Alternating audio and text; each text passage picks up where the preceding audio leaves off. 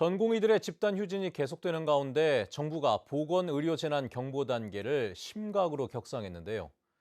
전공의 60%가 떠난 제주대병원은 비상진료체계를 운영 중인 가운데 제주도도 재난안전대책본부를 꾸리고 24시간 비상근무에 들어갔습니다. 김하은 기자의 보도입니다. 전공의 95명 중에 66%인 71명이 출근하지 않고 있는 제주대학교 병원. 병원은 전문의까지 응급실 당직에 투입하고 중증 환자를 먼저 수술하는 비상진료 체계를 가동 중입니다. 또 빠듯해진 의료 인력에 증상이 가벼운 환자들에게는 퇴원을 권유하고 있습니다. 우리 병실 침대가 다섯인데 보통 가득 찰 때도 있고 그런데 지금은 그 침대 둘째만 있고 전부 퇴원시키고 있고 그렇다고요. 병실을 비고 있어요. 관을 삽입하거나 수술 부위를 처치하는 등 전공의들이 주로 하던 업무는 간호사들이 맡고 있습니다. 여기 관 케어포트라고 여기 이제 몸에 해놓은 게 있는데 그거를 보통 전공의가 와서 했었거든요. 근데 이번에는 전공의가 없어가지고 간호사분이 해주셨어요. 집단휴진 나흘째. 병원뿐 아니라 소방당국도 비상대책본부를 운영해 환자 쏠림 현상을 막고 있습니다.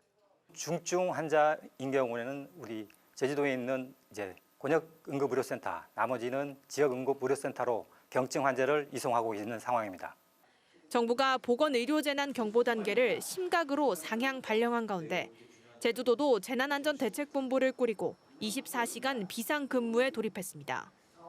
또 모레는 제주 지역 종합병원과 공공병원장들을 불러 의사 집단 행동 대응 상황을 공유하고 응급환자 이송 등을 위한 유관기관 협조 체계를 점검할 계획입니다. MBC 뉴스 김하은입니다. 서귀포시 대정읍에 전국 최초로 지어진 민관협력의원 개원이 원점으로 돌아갔습니다. 서귀포시에 따르면 지난해 8월 민관협력의원 운영 계약을 맺었던 의사가 현재 운영하는 병원을 팔지 못했다며 계약 포기서를 제출했습니다. 민관협력의원은 농어촌 주민들을 위해 서귀포시가 건물과 장비를 제공하고 의사는 장기 임대하는 방식인데 서귀포시는 운영 시간 등 사용 조건을 완화해 다음 달에 의사를 다시 공모하겠다고 밝혔습니다. 제주의 첫 도시공원 민간특례 개발 사업인 중부공원 아파트 분양이 시작됐는데요. 제주시가 공동 시행하는 사업인데도 분양가가 높다는 평가가 이어지면서 앞으로 도내 아파트 분양 시장에 부정적인 영향을 끼칠 것이라는 우려의 목소리가 나오고 있습니다. 이소영 기자입니다. 아파트 분양 모델하우스 앞에 우산을 쓰고 긴 줄을 이룬 사람들. 제주에 처음으로 들어서는 도시공원 민간특례 첫 분양 소식에 문 열기 1시간 전부터 수백 명이 몰려든 겁니다. 주변에는 이동식 중개업자인 이른바 떴다방들도 몰려 명함을 건넵니다. 그러면 이거 당첨되면은 계속되는 부동산 경기 침체 속에서도 첫 공원시설 아파트 공급이라는 사실에 시민들 관심도 컸습니다. 분양가는 높다고는 생각은 하는데 녹지가 구성이 잘 돼 있고 저희 아이 키우기도 괜찮다고 해서 대규모 단지 한번 구경하러 왔습니다. 하지만 높은 분양가는 쉽지 않은 문턱입니다. 전용 면적 84제곱미터에 7억 9,900만 원과 124제곱미터 12억 5천만 원으로 평균 분양가가 3.3제곱미터에 2,425만 원인데 지난 2020년 민간특례 사업 협약 당시보다 60%나 올랐습니다. 작년 대비 지금 시멘트 값이라든지 철근 값이 30% 이상 상승이 되었기 때문에 아파트의 건축 자재값의 상승은 불가피한 상황입니다. 현재 사업지의 입지 조건 등을 고려할 때 제주에서 가장 비싼 신제주나 아라동 지역과 맞먹는 수준입니다. 특히 공사비를 낮추기 위해 당초 약속했던 100억 원 규모의 가족 어울림센터까지 삭제된 상황이어서 고분양가 논란은 더 커지고 있습니다. 공공성이 강한 곳이거든요. 분양가가 이렇게 비싸버리면 다른 데는 2,500만 원으로 넘어가는 게 당연하다고 느껴지거든요. 그러기 위해기 때문에 행정이 지금 추구하는 공공성이 강한 이런 곳에서는 어떻게든 분양가를 잡도록 노력을 해야 된다라고 저는 말씀드리고 싶습니다.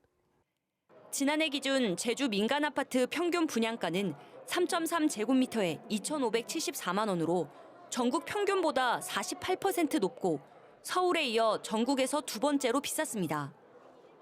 중부공원 분양가는 오등봉공원 민간특례 사업에도 영향을 미칠 것으로 보여 고분양가 논란은 당분간 이어질 것으로 보입니다. MBC 뉴스 이소연입니다.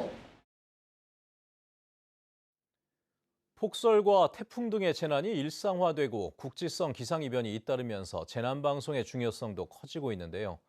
이런 국지성 자연재해에 대응하기 위해 지역방송의 역할을 모색하는 토론회가 국회에서 열렸습니다. 송정근 기자입니다. 지난해 7월 발생한 청주 오송 지하차도 침수 사고, 호우 속 제방뚝이 무너지면서 불과 2분 만에 지하차도에 물이 차고 14명의 사망자가 발생했습니다. 가장 먼저 사고 상황을 알린 곳도 끝까지 원인 파악과 재발 방지책 마련에 나선 곳도 지역방송입니다. 사건 발생 반년 가까이 지났지만 여전히 책임자들의 처벌 없이 진상은 밝혀지지 않은 채 남아 있습니다.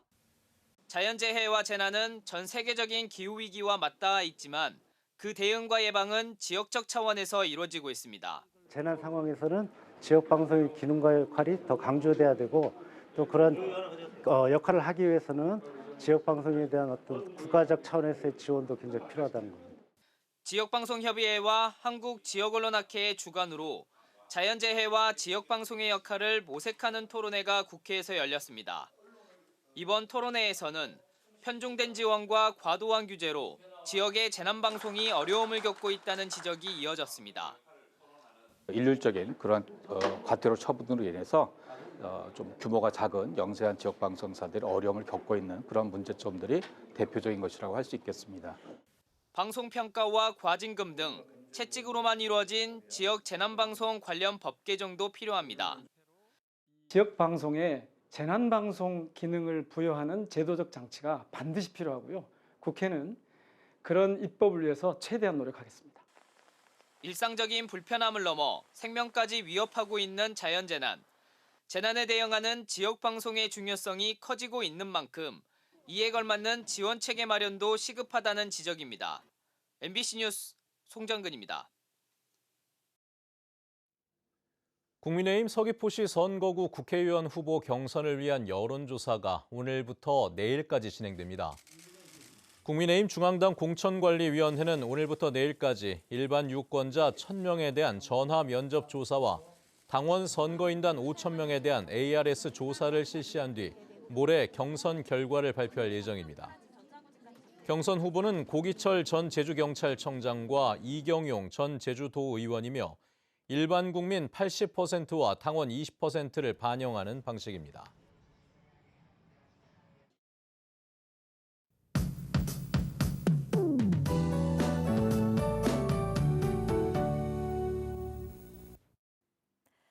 마치 장마처럼 엿새째 제주도에 많은 비가 내리고 있습니다. 잦은 비로 인해 도로 곳곳에 이렇게 구멍이 생겨서 도로 표면이 파손된 것을 종종 볼 수 있는데요. 빠른 속도로 운행할 경우 큰 사고로 이어질 수 있습니다. 주말 동안 비가 더 내려서 교통안전에 유의하셔야겠습니다. 정월대보름인 내일도 흐려서 보름달을 보기 어렵겠고요. 비는 일요일까지 가끔 내리겠습니다. 영하권을 보이는 산지에는 눈이 오는 곳이 있겠습니다. 제주 산간에 대설주의보가 발효 중인데요. 모레까지 산지에는 최고 15cm 정도의 눈이 더 내려 쌓이겠습니다. 빙판길 조심하시기 바랍니다.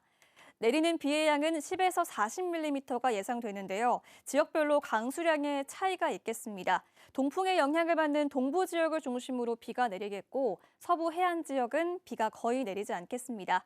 내일 오전부터 늦은 오후 사이에는 대부분 지역에서 비가 소강 상태를 보이는 곳이 있겠습니다. 자세한 내일 지역별 기온입니다. 아침 최저 기온은 오늘과 비슷하거나 조금 높겠는데요.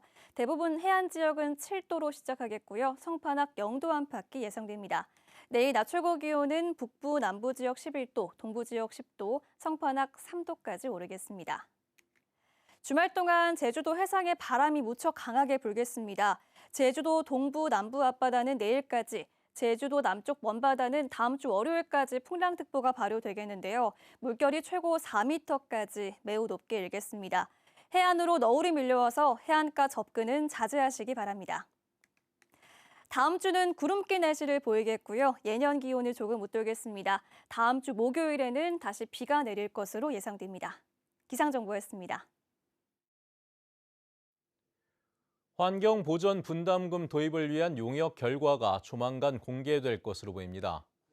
제주도 의회 환경도시위원회에 제출된 제주도의 업무 추진 계획 보고에 따르면 제주도는 다음 달쯤 용역안을 마무리한 뒤 도의회에 보고하고 22대 국회에서 입법화하도록 추진할 계획입니다.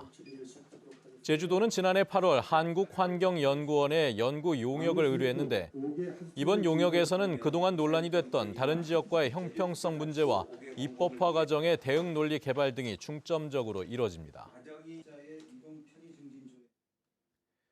국민의힘 제주시갑 소속의 고태민, 양용만, 이남근, 강경문 도의원은 성명을 내고 국회의원 후보 선출과 관련해 중앙당의 신속한 결정을 요구했습니다. 이들은 공천을 단독 신청한 김영진 예비후보가 제주시갑 당협위원장에 취임한 이후 대선과 지방선거 등에서 혼신의 노력을 쏟았다며 중앙당의 결정이 늦어지면서 혼선이 빚어진 점에 대해 강한 유감을 표명했습니다. 더불어민주당과 진보당, 새진보연합이 선거연합에 합의하면서 제주 지역에서도 후보 단일화가 이루어질 것으로 보입니다. 이들 정당은 전국 모든 지역구에서 여론조사 방식의 경선을 통해 야권 후보 단일화에 나서되 호남과 대구, 경북 지역은 예외로 하기로 했습니다. 이에 따라 제주시 을 선거구의 민주당 김한규 의원과 진보당 송경남 예비후보 간의 단일화가 추진될 것으로 보입니다. 동급생을 폭행하고 동영상을 찍어 유포한 학생들에게 징역형이 확정됐습니다. 대법원 2부는 가해 학생 2명이 제기한 상고를 모두 기각하고 피해자를 폭행한 학생에게는 단기 1년, 촬영한 학생에게 단기 10개월, 유포한 학생에게 단기 1년에 장기 1년 8개월을 선고한 파기환송심 판결을 확정해 재수감했습니다. 이들은 지난 2021년 10월 아파트 놀이터에서 동급생을 폭행하고 촬영한 동영상을 학교 친구들에게 유포했는데 피해 학생은 사건 이후 극단적인 선택을 해 숨졌습니다. 버스 정류장 근처에서 80대 노인이 택시에 치여 숨졌습니다. 어젯밤 11시 40분쯤 제주시 이도 이동 버스 정류장 앞 도로에서 길을 건너던 80대 여성이 택시에 치여 병원으로 옮겨졌지만 숨졌습니다. 경찰은 비가 내리고 어두워 길을 건너던 피해자를 못 봤다는 택시 기사의 말을 바탕으로 사고 경위를 조사하고 있습니다. 제주도 자치경찰단이 무인 교통 단속 장비 31대에 대한 시험 운영을 마치고 5월 27일부터 본격적인 단속을 실시합니다. 이번에 추가되는 장비는 어린이 보호구역 16곳, 노인 보호구역 4곳, 일반 도로 11곳에 설치됩니다. 특히 확장 개통 이후 과속 차량이 늘고 있는 남조로에는 평균 제한 속도 시속 60km로 구간 단속을 시작합니다. 뉴스데스크 제주였습니다. 여러분 고맙습니다.